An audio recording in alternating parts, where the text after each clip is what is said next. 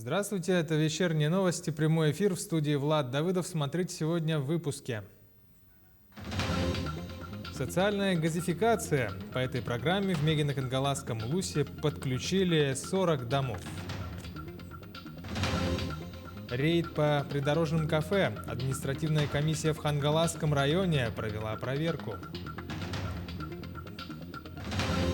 Декада Аланхо в Алекминске провели мастер-класс по игре на хамусе.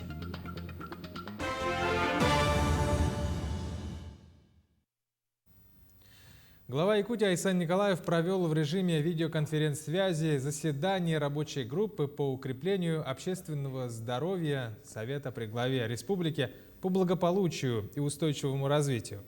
В рамках совещания обсуждали вопросы медицинских исследований, практики высокотехнологичной медицинской помощи, диагностики редких генетических заболеваний и финансирования медицины.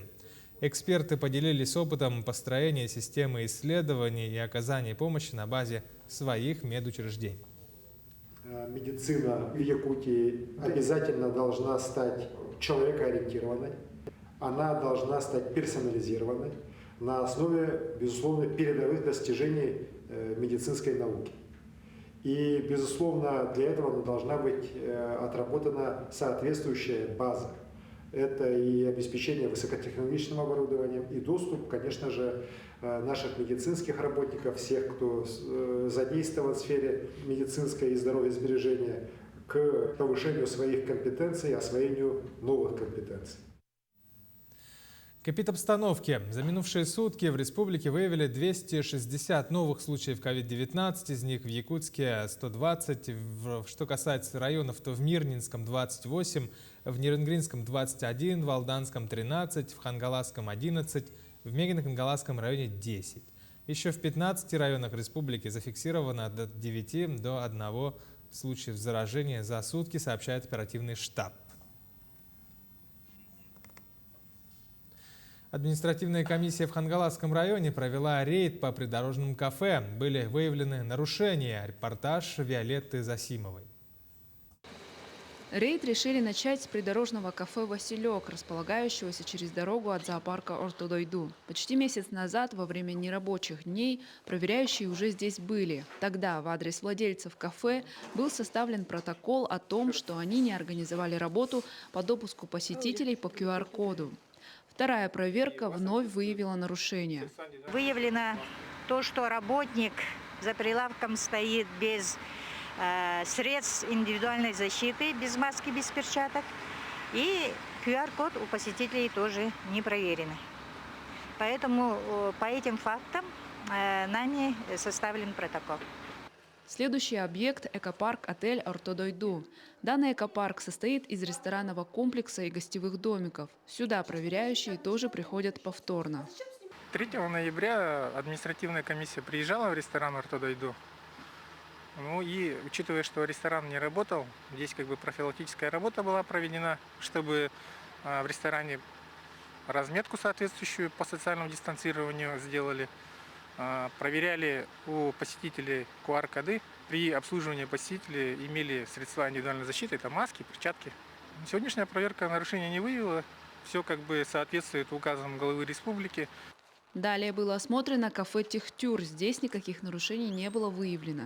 В целом подобные рейды проводятся в неделю 2-3 раза. Например, на этой неделе, помимо сегодняшнего рейда, админкомиссия выезжала с проверками в село Верхний Бестях. Но в основном торговыми объектами, кафе, ресторанами все соблюдается. Все требования Роспотребнадзора и указы главы, требования указов главы у нас предпринимателями соблюдаются. Есть единичные нарушения. По этим выявлениям мы составляем протоколы и материалы направляем мировому судье. Проверки общепитов, торговых центров, баз отдыха и так далее продолжатся. Виолетта Засимова, Федор Тарасов, Хангаласский улус. Как республика готовилась к отопительному сезону в этом году, когда откроют ледовые переправы, какие меры принимают в Якутии, чтобы не допустить будущим летом масштабных лесных пожаров, как в этом году. На эти и другие вопросы ответил первый зампред правительства Якутии Дмитрий Садовников в ходе большой пресс-конференции.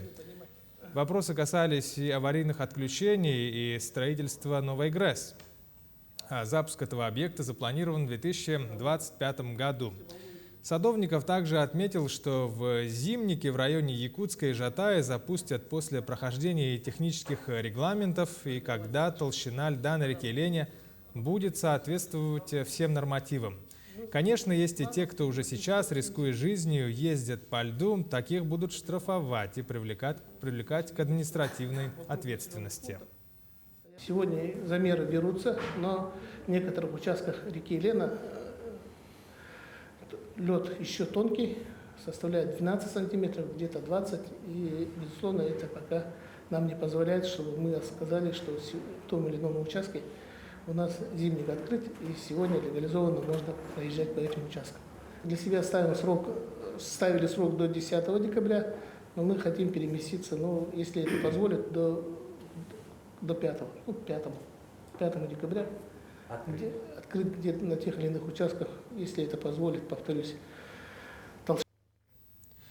Тем временем плановое открытие некоторых ледовых переправ и автозимников по республике постепенно начинается. В частности, открыты участки в Абыйском, Верхоянском, Тампонском, Кобяйском районах.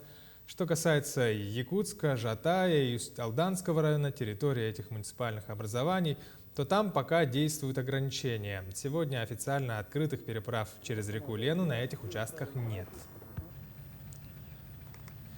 К другим темам. По поручению президента Владимира Путина в Якутии реализуется программа социальной газификации для более 4000 домохозяйств в 82 населенных пунктах.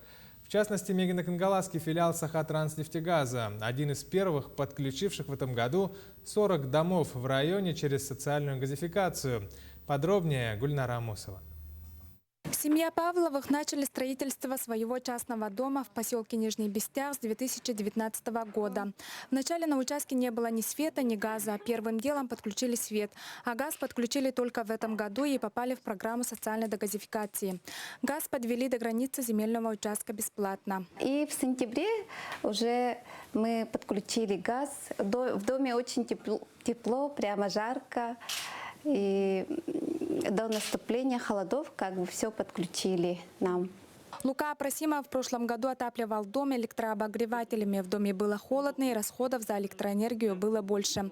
А в этом году подключили газ по программе социальной газификации. Газ, конечно, намного теплее, чем электрообогреватели. И поэтому мы хотим выразить огромную благодарность Сахатранснефтегазу за то, что мы попали в социальную газификацию. Те, кто построил новый дом, и те, у кого нет газа, пожалуйста, успевайте, торопитесь подключиться к газовому отоплению. В самом центре поселка Нижний Бестях в октябре месяце распахнул двери новый клиентский центр Мегино-Кангаласского филиала Сахатранснефтегаз. Теперь здесь можно подать заявление на социальную газификацию жителям Улуса. В первую очередь для подключения по социальной газификации нужны правоустанавливающие документы на земельный участок, на недвижимость, паспорт, ситуационный план. Единственное, что нужно оговориться о том, что при заключении договора, после заключения договора поставки газа и заключения договора на техническое обслуживание, объект должен быть газифицирован в течение 100 дней. Если такой объект не газифицируется, то абонент обязан с нами расторгнуть договор и возместить все понесенные убытки. После подачи заявки специалисты проверяют каждую заявку на соответствие требованиям. Включением в программу считается заключение договора между заявителем и газовой компанией. Гульнара Амосова, Мегино-Кангаласский улус.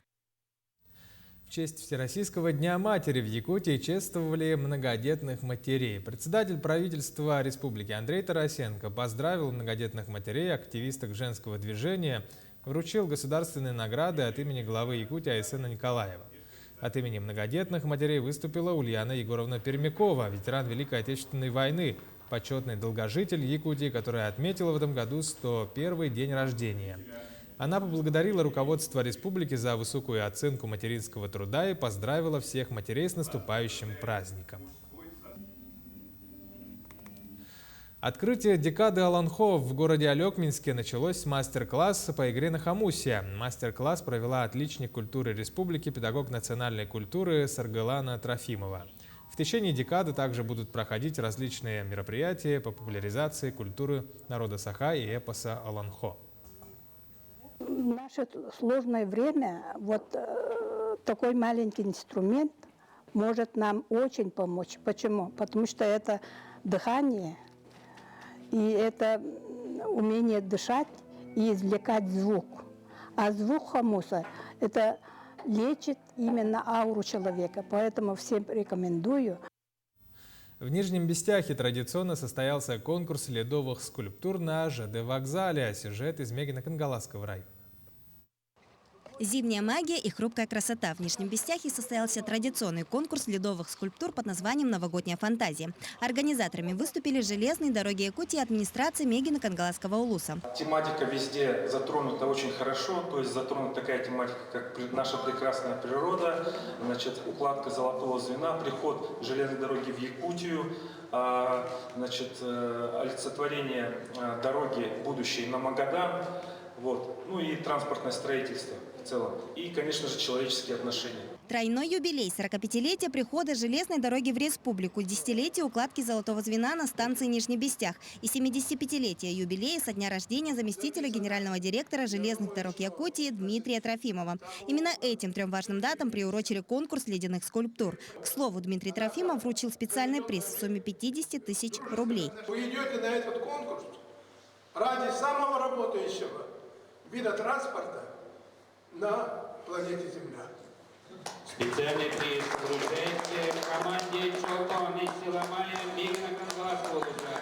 Скрябин Артем Николаевич, Аргунова Светлана Михайловна. С ледяной пропозицией шагает в развитии на север.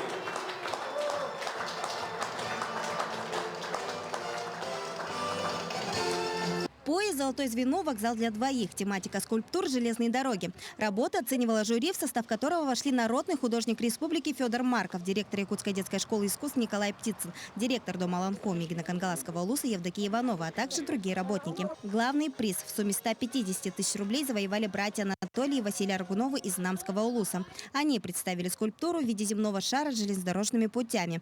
Все участники конкурса получили призы разных достоинств. Ледовые скульптуры будут до поздней весны украшать привокзальную площадь, а пока не радуют пассажиров и местных жителей своей хрустальной красотой. Яна Захарова, Анатолий Гоголев, Нижний Бестях. Таковы новости к этому часу. Смотрите нас и будьте в курсе.